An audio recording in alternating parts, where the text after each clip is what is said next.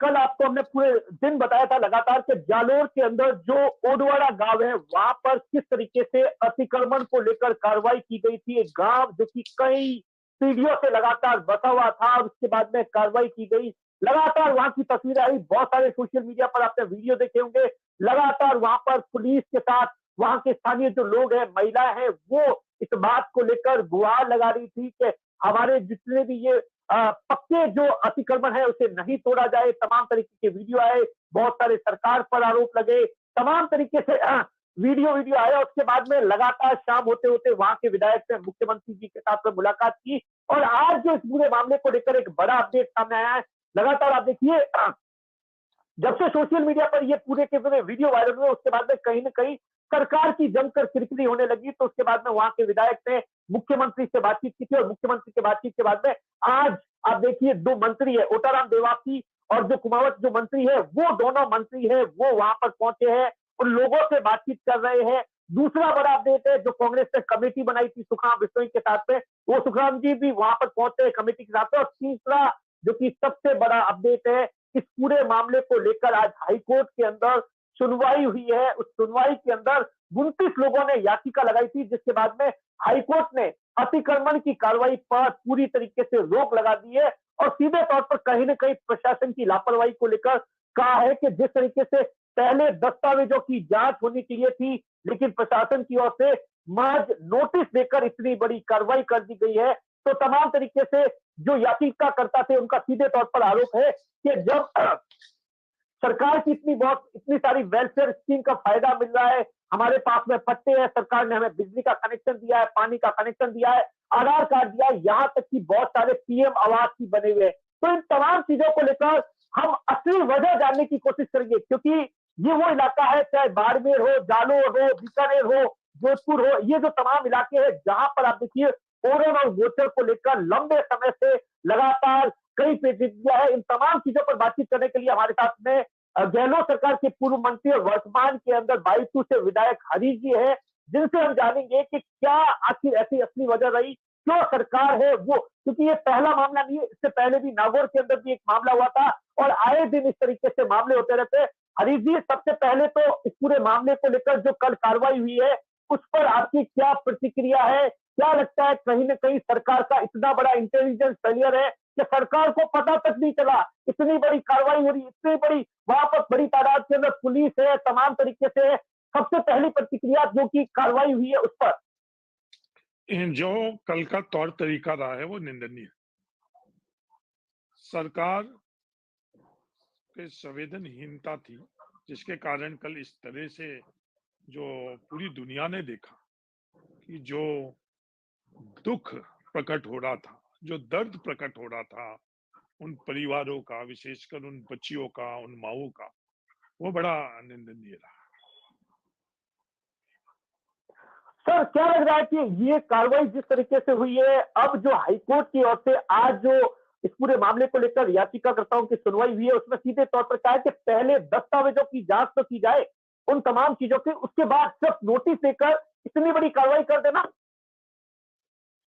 दिनेश जी, हमको कानूनन तौर पर ये इस पूरी प्रकरण की क्या स्थिति है वो जानना जरूरी है।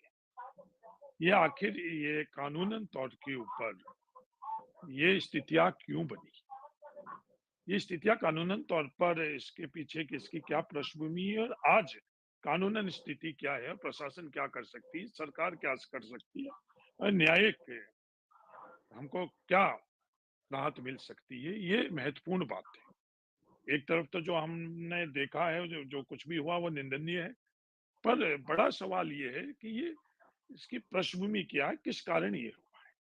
दिनेश जी, 2014 के अंदर सुप्रीम कोर्ट का फैसला हुआ गोदर वरन वर्सेस यूनियन ऑफ इंडिया। 2014 के में ये फैसला हुआ था कि उसमें डिफाइन किया गया कि ma'am, branded lipsticks ₹399 original branded jeans ₹999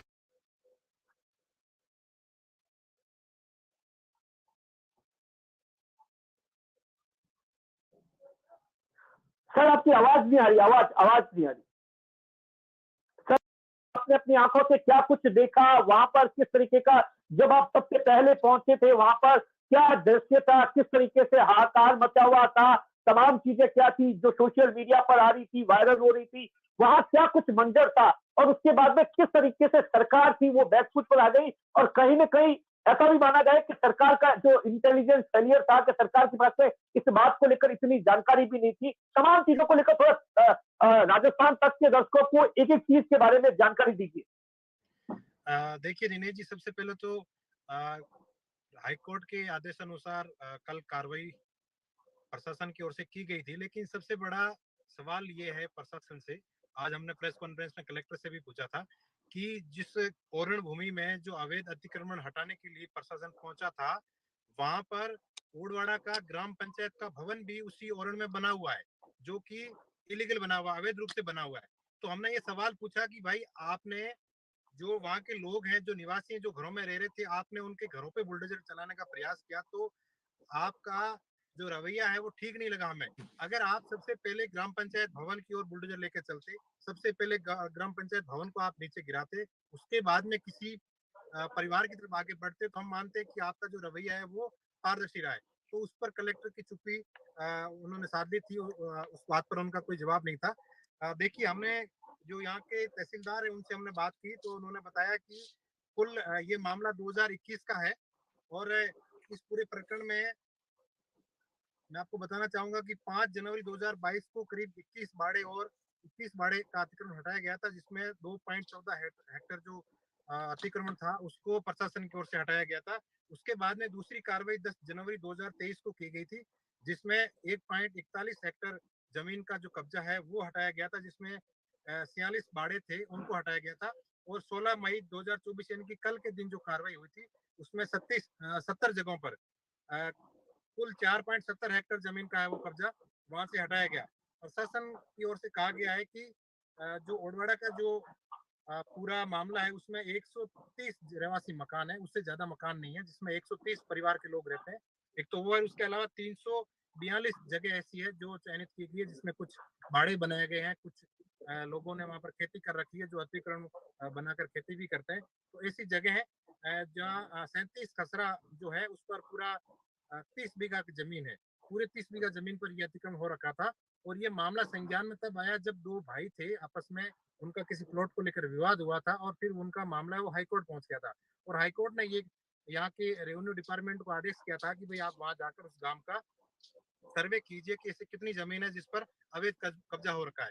उसके बाद में यहाँ के रेवेन्यू डिपार्टमेंट में कब्जा जो किया हुआ था, अतिक्रमण किया हुआ था, उस पूरी जगह का सर्वे किया तो पता चला कि करीब 30 बीघा जमीन पर है वो अवैध कब्जा किया हुआ है। लेकिन प्रशासन की ओर से कल जिस तरह का रवैया अपनाया गया, 7 मई को कहा गया कि भाई 14 मई तक आप खाली कर देवें, लेकिन उस दरमियान जो यहाँ के स्थानीय विधायक है सज्जन सिंह राजपूत, जो कि भारतीय जनता पार्टी से आते हैं, उनको संज्ञान लेना था, यहाँ के स्थानीय लोगों के लिए कुछ करना था। उसमें कुछ ऐसे लोग भी हैं जिनके पास 1975 का भी पट्टा है, 1965 का भी पट्टा है, उससे पहले यहाँ पर उनको लाइट का बिल कनेक्शन दिया गया है, पानी का कनेक्शन दिया गया है, साथ ही सरकारी जो योजना है, प्रधानमंत्री आवास योजना, मुख्यमंत्री आवास योजना, तमाम जो योजनाएं का लाभ भी उनको मिल रहा है। तो ये जो चूक हुई है, ये प्रशासन की सबसे बड़ी इसमें चूक है, क्योंकि उनको पहले जो पूरी विधिक प्रक्रिया है वो कर लेनी चाहिए थी, उसके बाद में बुलडोजर लाना चाहिए था। आज जो हाईकोर्ट ने स्टे लगाया उसमें भी ये कहा है कि भाई पूरी वैदिक प्रक्रिया पूर्ण रूप से नहीं की गई थी, सीधा ही उनको 2 दिन का अल्टीमेटम देके और सीधा ही बुलडोजर लाके और कार्रवाई करने के लिए। लेकिन यहाँ पर प्रशासन ने थोड़ा सा जो रवैया है वो थोड़ा मानवता के नाते उन्होंने किसी का घर नहीं तोड़ा है। ये जो जो सोशल मीडिया पे जो चीजें चल रही है, जिसमें महिलाओं के साथ में जो व्यवहार किया गया है, मानते हैं कि जो व्यवहार पुलिस प्रशासन को नहीं करना चाहिए था, लेकिन उसमें कहा जा रहा है कि भाई किसी का मकान तोड़ दिया है या आसमान के सारे बैठे, ऐसा कुछ नहीं है। जरूर प्रशासन की तरफ से दीवारें तोड़ी गई है, जो अमूमन हम देखते हैं कि हमारे घरों के चारों तरफ 4 दीवारी होती है, तो 4 दीवारी का हिस्सा है वो तोड़ा गया प्रशासन की तरफ से। आज यहाँ पर राजस्थान सरकार के 2 मंत्री ओटाराम देवासी और जोराराम कुमांत है, वो यहाँ पर मौके पर पहुंच गए, और थोड़ी देर में पूर्व मुख्यमंत्री अशोक गहलोत के बेटे वैभव गहलोत वो भी पहुंचने वाले, और प्रदेश कांग्रेस कमेटी की ओर से जो कमेटी गठित की गई है इस पूरे मामले को लेकर, वो भी थोड़ी देर में यहाँ पर पहुंचने वाली है, और इस पूरे प्रकरण को लेकर ये रिपोर्ट बना के और फिर आगे प्रोसीडिंग करेगी। जी। हाँ हरी जी, आप बता रहे थे कुछ असली वजह क्या है? दिनेश जी, 2014 के अंदर सुप्रीम कोर्ट का फैसला आया, Goda Raman versus state of union. इस फैसले से सुप्रीम कोर्ट ने पहले कमेटी बनाई कि ओरण को डिफाइन किया जाए। इस फैसले के अंदर ओरण को वन भूमि, फॉरेस्ट माना गया। ये पृष्ठभूमि, जब फॉरेस्ट मान लिया गया तो किसी भी प्रकार का इस ओरण भूमि के अंदर आवासीय या वाणिज्य गतिविधियों के अंदर अपने आप स्वतः ही पाबंदी लगी।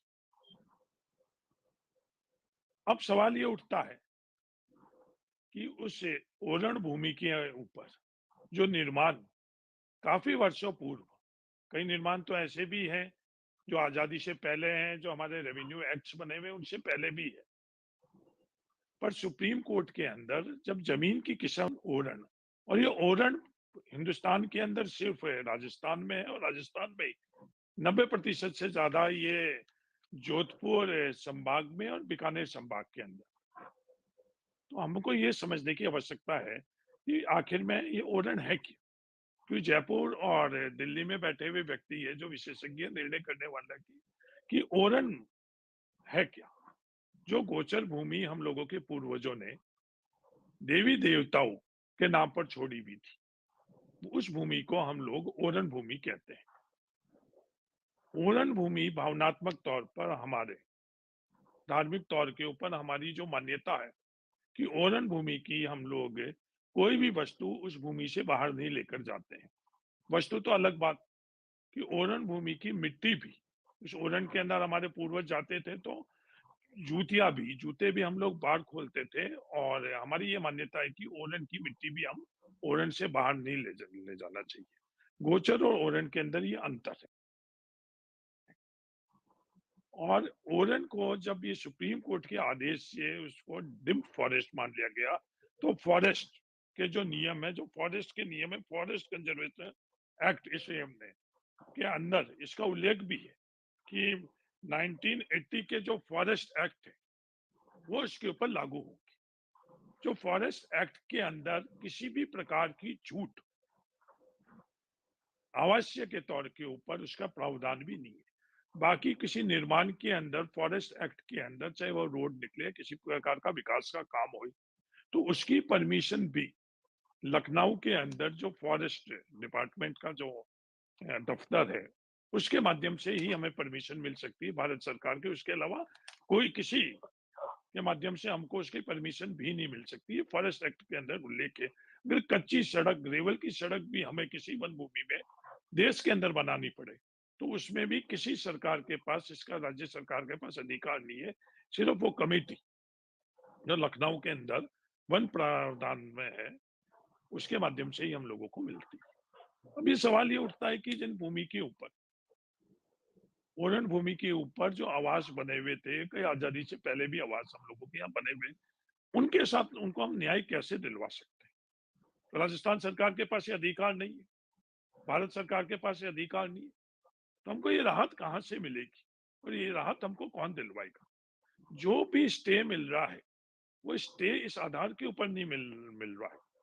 कोई भी स्टे ओरण के संदर्भ में कभी भी मिला है, और आज का भी वो स्टे, स्टेम के अंदर ये रहेगा, आधार ये हो सकता है कि उसकी कागजों की हम लोग जांच कर ले, अस्थायी स्टे, या उसके ऊपर हम लोग पेमाइश कर ले। कई दफा ये होता है कागजों के अंदर कोई स्थिति अलग होती है, मौके पर स्थिति अलग होती है। इस तरह का हम लोग वहाँ प्ली लेते हैं, तर्क देते हैं जब हमको स्टे मिल जाता है, और वो अस्थायी स्टे। ये पहला प्रकरण नहीं है। इसी प्रकार का साठिका गांव के अंदर नोखा तहसील बीकानेर के अंदर भी 70 घरों को पहले इसमें ध्वस्त किया गया। क्या प्रशासन के पास अधिकार है? नहीं, प्रशासन के पास अधिकार नहीं। हाईकोर्ट की तरफ से कोई भी डायरेक्शन होता है, प्रशासन को उसको लागू ही करना पड़ेगा। उनके पास कोई गुंजाइश नहीं है। अगर वो नहीं करेंगे, कंटेम्प्ट ऑफ कोर्ट लगेगा, उसमें उनको सजा भी मिलेगी। इसका स्पष्ट प्रावधान है।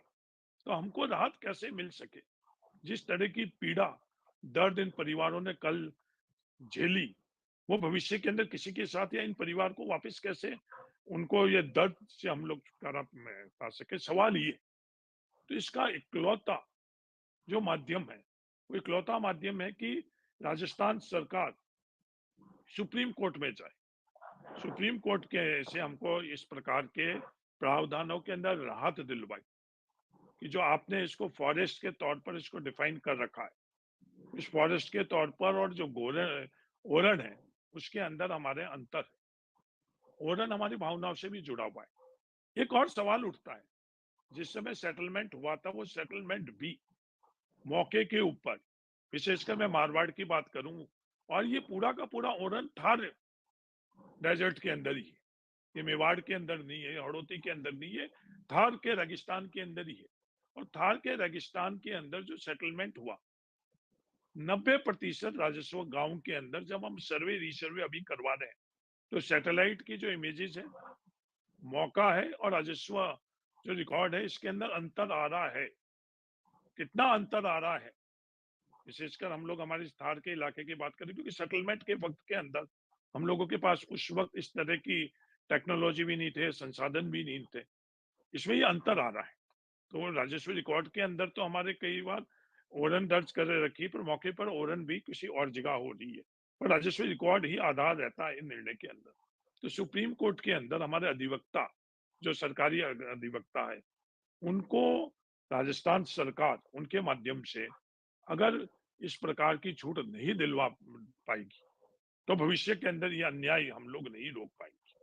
तो इकलौता जो हाँ सर माध्यम मेरा है, आपसे सवाल है, सर मेरा आपसे सवाल है कि आप रेवेन्यू मिनिस्टर थे गहलोत सरकार के दौरान, क्या सरकार उस वक्त आपकी सरकार थी, आपके सामने भी ऐसे कुछ एक केस आए होंगे, तो आपने इस नहीं पूरे मामले को लेकर सुप्रीम कोर्ट में जाने की कोशिश की थी?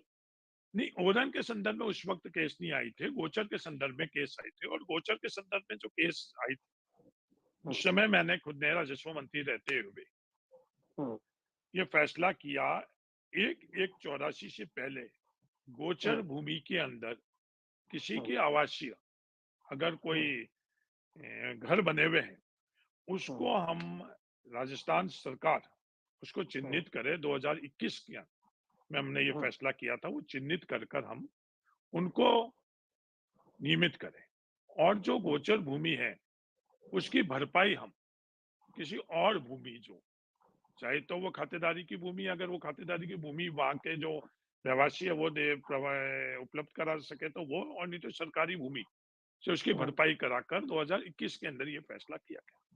उस फैसले को भी पीआईएल लगाकर, अधिवक्ता मोती सिंह राजपुरोहित ने हाईकोर्ट के अंदर पीआईएल लगाई थी, पर वो पैरवी करके उस पीआईएल को भी हम लोगों ने सरकार में रहते हुए, उस पीआईएल के अंदर भी सरकार का पक्ष, जो गोचर के अंदर इस तरह के परिस्थिति थी, उनका पक्ष रखकर हमने पीआईएल को भी खारिज करवाया था। तो ये सिर्फ और सिर्फ हम लोग सुप्रीम कोर्ट और हाई कोर्ट के माध्यम से ही, न्यायिक माध्यम से ही इनको राहत पहुंचा सकते हैं, इसके अलावा दूसरा और कोई भी प्रावधान नहीं है। सर जो कल वाली जो कार्रवाई हुई है वो क्या लगता है सर, उसमें 20 घर के लिए तो रोक थी, बाकी वालों के पास में, हर किसी के पास में इतना एफर्ट भी तो नहीं होता कि वो कोर्ट में चला जाए सर। ये भी तो एक अपने आप में बड़ा सवाल है ना कि अब कोर्ट के अंदर, अब इतने, जब इतना मामला सोशल मीडिया पर आया, मीडिया ने बताया, एक एक चीज बताई, तब जाकर कुछ एक जो एक्टिविस्ट थे या वहां के जो लोकल लीडर्स थे, वो तमाम लोग हैं, वो आज हाईकोर्ट के अंदर गए। क्या लगता है सर वहां पर जो कार्रवाई, दूसरा मेरा सवाल है सर, सरकार के पास में, क्या सरकार ने, जो भजनलाल सरकार थी, उसने इस बात को लेकर पैरवी नहीं की पूरी तरीके से, इसलिए हुआ, या सरकार के पास में इतनी जानकारी, अब सरकार कह रही, सरकार के मंत्री है वो वहां पहुंच रहे? नहीं, सरकार की तरफ से पैरवी करी गई तो लार्जर पब्लिक इंटरेस्ट के आधार के ऊपर सरकार ने जो जवाब दिया वो लार्जर पब्लिक इंटरेस्ट की बात रखी। सरकार को हाईकोर्ट के अंदर भी लार्जर पब्लिक इंटरेस्ट का रखना चाहिए, और नहीं नीचे क्या स्थिति थी सरकार को वो बतानी चाहिए थी। कहीं ना कहीं हम लोगों की पैरवी के अंदर कमी और चूक रही।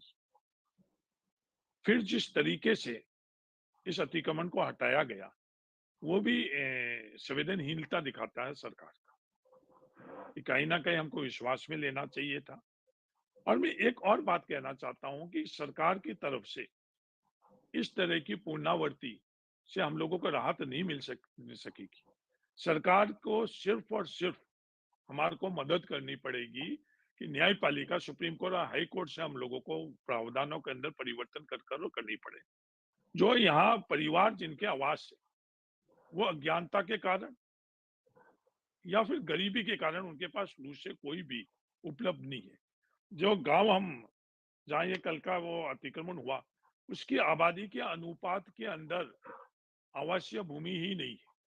कई बार अज्ञानता के मजबूरी से ये गरीबी के कारण लोग अपना घर वहाँ निर्माण कर लेते हैं। सर वहाँ तो उनके पास सरकारी इतना- बिल्डिंग भी बनी हुई, सर अभी नरेश बता रहा था, वहाँ सरकारी बिल्डिंग भी बनी हुई, बाकायदा सरकार का भवन भी बना हुआ है। नहीं, उनके पास इतनी आर्थिक ताकत नहीं रहती है कि वो सुप्रीम कोर्ट तक वो गरीब लोग जा सके।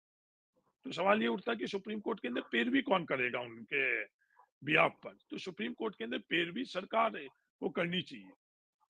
ये तो आज हम लोग पूरे के पूरा हमारा जो समाज है वो आज संवेदनशीलता दिखाते हुए उन लोगों ने मदद के लिए भी उन परिवारों के आई। पर ये सिर्फ यही परिवार नहीं है, ऐसे हजारों परिवार और है राजस्थान के अंदर, विशेषकर थार के अंदर ऐसे परिवार है, उनके भविष्य के अंदर ये नहीं हुई। तो सिर्फ और सिर्फ क्योंकि यहाँ सुप्रीम कोर्ट में जाते हैं हम लोग, वकीलों के लिए हजारों रुपए नहीं लगते, लाखों और करोड़ों रुपए लगते हैं।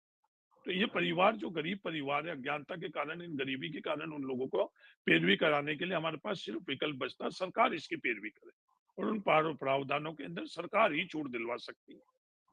तो मेरा स्पष्ट जो मेरी समझ है इस विषय के अंदर कि सुप्रीम कोर्ट के अंदर जाए सरकार, राजस्थान सरकार अच्छे अधिवक्ता को ये नियुक्त कराए, ओरन को बचाए, ओरन के अंदर अज्ञानता से या गरीबी से जो आवास बने हुए हैं उनके लिए और कोई प्रावधान करें, क्योंकि फॉरेस्ट एक्ट के अंदर हम लोगों को छूट नहीं मिल सकती।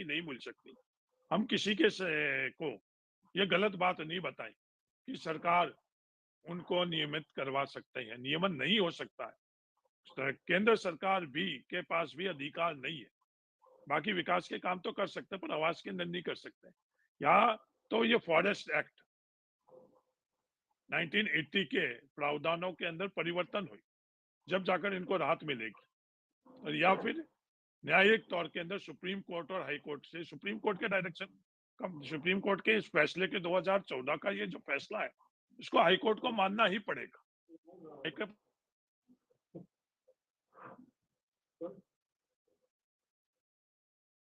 तो आज क्या प्लान है? औकात में रहने का प्लान है, क्योंकि सिर्फ मोबाइल ओनली ओटीटी प्लान की हैसियत है। डाउनलोड्स 4K HD किसको चाहिए? एक और ऐड।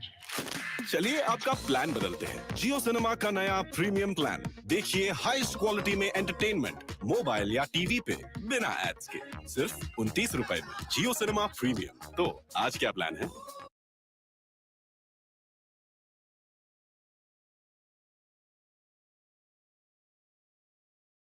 कंसाइनमेंट भेजना है, 100 सवाल दिमाग में आएंगे। मनोज, ट्रेनिंग का सामान कल पहुंचेगा ना? निकित पैक्स फैन मर्चेंडाइज का क्या? रिलैक्स, इस बार नो प्रॉब्लम। स्मॉल लार्ज हर vendor delivery express part truck load use करेगा। लाइव ट्रैकिंग है, ना टूटेगा ना गायब होगा। Questions boys? For all express part truckload needs, the answer is delivery.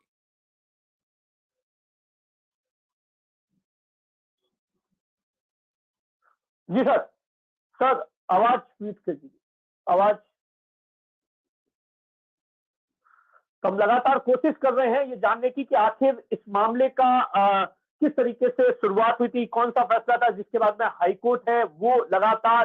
अब देखिए जो कल की कार्रवाई हुई है उसको लेकर मैं सबसे पहले अपडेट दे देता हूं। कल सुबह 7 बजे के आसपास आप देखिए 7 बजे जो टाइमलाइन दी गई थी प्रशासन की ओर से उस गांव के लोगों को, वो पूरी हो गई थी। 14 मई का टाइमलाइन दिया गया था। उसके बाद में 16 तारीख को सुबह 7 बजे वहां पर प्रशासन और सरकार की टीम पहुंचती है। जी सर,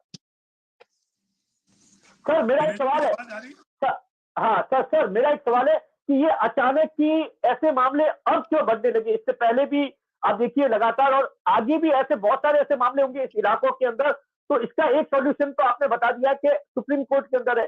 सरकार की ओर से आपको क्या लगता है कि क्या करना चाहिए लोकल लेवल पर, ताकि उन तमाम चीजों को लेकर जानकारी भी रहे और कार्रवाई करने से पहले सरकार के पास में ऐसे मामलों को लेकर है लोगों को राहत दे दे। अब सरकार जागी है। दिनेश जी, हमारे सामने दो महत्वपूर्ण बात है। पहले तो इन परिवारों के साथ हम लोग इनको राहत मुहैया कराएं। वो ये राहत हम लोग अस्थायी तौर पर ही मुहैया करा सकते हैं, क्योंकि सुप्रीम कोर्ट के जजमेंट के बाद में हम लोगों के पास कोई भी विकल्प नहीं है। दूसरा, इस तरह से दूसरे परिवारों के साथ भी घटना घटित नहीं हुई। हमारे सामने दो लक्ष्य हैं। अस्थायी तौर पर हाईकोर्ट से हमको ये मिल चुका है, पर हाईकोर्ट भी सुप्रीम कोर्ट के फैसले के खिलाफ हाईकोर्ट भी उनको राहत नहीं पहुंचा सकती। तो हमारे पास विकल्प क्या बचा कि सुप्रीम कोर्ट के अंदर सरकार जाकर और ओरन के संदर्भ के अंदर प्रावधानों के अंदर रिलैक्सेशन ले, या फिर गवर्नमेंट ऑफ इंडिया जो फॉरेस्ट एक्ट है 1980 के अंदर उन प्रावधानों के अंदर इस प्रकार का आवास है। ये सिर्फ ओरन में नहीं, कई आदिवासी हम लोगों के इस देश के अंदर कई आदिवासी का आवास इस फॉरेस्ट एरिया के अंदर है। तो ये दो ही विकल्प हम लोगों के पास में बचे हुए। सर, ओरन को लेकर ये एक दूसरा लगातार आंदोलन चल रहे हैं।